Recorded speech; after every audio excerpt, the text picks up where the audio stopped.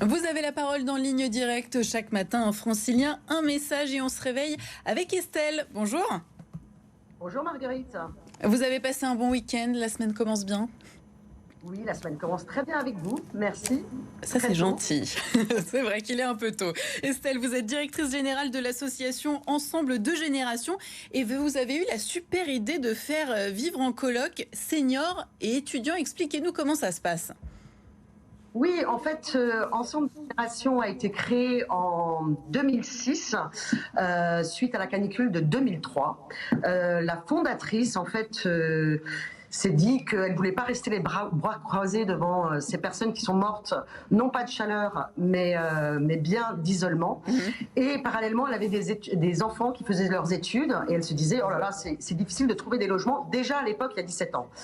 Et là, elle a fait venir un concept innovant et vraiment porteur de sens qui existait en Espagne, qui s'appelle la cohabitation intergénérationnelle. Mot très compliqué pour quelque chose de tout à fait simple. C'est La vrai. mise chez un senior d'un logement en échange de la présence ou d'un loyer modéré de la part d'un étudiant. L'idée est super bonne, mais je crois que vous avez quand même un petit problème, et surtout dans la capitale, à Paris, Estelle, parce que vous manquez de logeurs pour satisfaire la très forte demande. On sait que le marché locatif est en tension.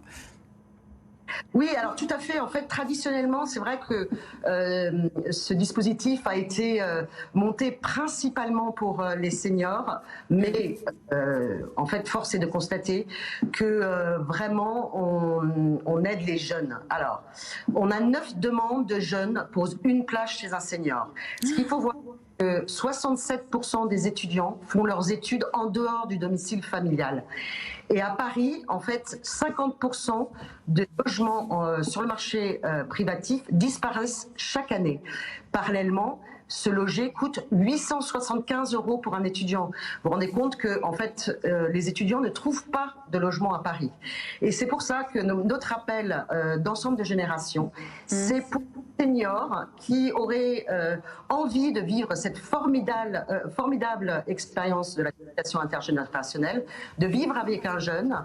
Et en échange, ça peut être un complément de revenu qui peut être effectivement exonéré d'impôts s'il est dans le cadre Oui, d'air. parce que c'est ça, Estelle, pour qu'on soit bien clair. À votre avis, quelles sont les craintes et quels sont les avantages pour Alors, motiver les seniors à c'est toujours cohabiter les avec mêmes. les jeunes? Alors, les craintes, c'est toujours les mêmes. C'est effectivement accueillir une personne chez soi. Nous, en fait, depuis que nous sommes créés, nous avons créé on a accompagné 15 000 personnes. Tout ça est possible avec une chargée de mission qui vient visiter le senior, qui rencontre l'étudiant et qui fait un matching qui va jusqu'aux passions partagées. Et du coup, on se targue de 95% de réussite des binômes qui sont créés. Ça a matché, quoi. Le senior, il doit vraiment aussi être solidaire pour les jeunes, ouvrir sa porte. Il va vivre une formidable expérience, rester jeune, être moins seul chez lui, partager des repas, partager des passions. En fait, tout ça est assez fantastique et c'est un système vertueux, très facile à mettre en place. Et nous accompagnons, nous, chez Ensemble de Générations, tout au long de la vie du binôme, ce binôme. Et en fait, on est là pour l'accompagner, pour que ça se passe le mieux possible. Et quelles sont les conditions à remplir pour proposer un logement? Alors, c'est une chambre, il faut avoir une chambre pour accueillir l'étudiant, qui doit être bien sûr selon les normes donc, imposées par les lois. Et donc, il faut avoir une chambre privative de plus de 9 mètres carrés. Après, il faut avoir une cuisine et des espaces partagés. Donc voilà. Donc c'est à peu près les seules contraintes. Nous, on fait en sorte que l'étudiant soit à peu près à une demi-heure du lieu de ses études pour qu'il réussisse ses études, pour que ça soit facile pour lui. Et après, c'est effectivement une envie de vivre cette aventure de la part de la personne âgée.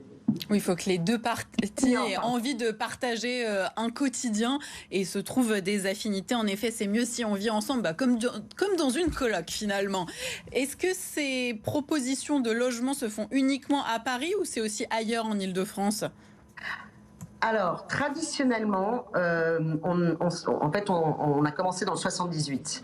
Et puis, en fait, on s'est développé à Paris, donc vraiment très fortement. Et maintenant, on a essaimé en province et on a 27 agences en province. D'accord. Mais c'est à Paris que vous recherchez en particulier des seniors pour fournir des logements. Où est-ce qu'on peut vous contacter, Estelle, si là on est motivé après cette petite interview? Alors, vous allez sur notre site Ensemble de Génération, le chiffre 2, et en fait, vous allez avoir des numéros de téléphone par département, vous appelez les chargés de mission et elles répondront à toutes vos questions. Et on va vous mettre évidemment l'adresse mail qui s'affiche sur votre écran, ainsi que le numéro de téléphone à contacter si vous souhaitez faire partie de cette aventure. Estelle, vous avez la parole ce matin et vous avez surtout le mot de la fin. Avant de se quitter, est-ce que vous avez un dernier petit mot à adresser aux franciliens qui nous regardent pour bien commencer la semaine? Alors, en fait, on a posé la question à Monsieur Dormesson, à savoir qu'est-ce qu'il conseillerait à un jeune. Et en fait, il a répondu de vivre avec un senior. Eh bien, je réitère, moi, je dirais, qu'est-ce que je conseillerais à un senior aujourd'hui? C'est de vivre avec un jeune. Estelle, le message est reçu, 5 sur 5. On espère que vous allez avoir un flot de demandes. Bonne journée, merci d'avoir été avec nous ce matin dans Ligne Directe.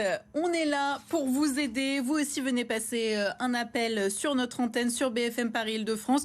Pour nous contacter, c'est très simple. Vous pouvez nous envoyer un petit message au 06 13 02 46 93 ou sur notre adresse mail témoin@bfmparis.fr. Je vous attends tous les matins dès 7h moins le quart.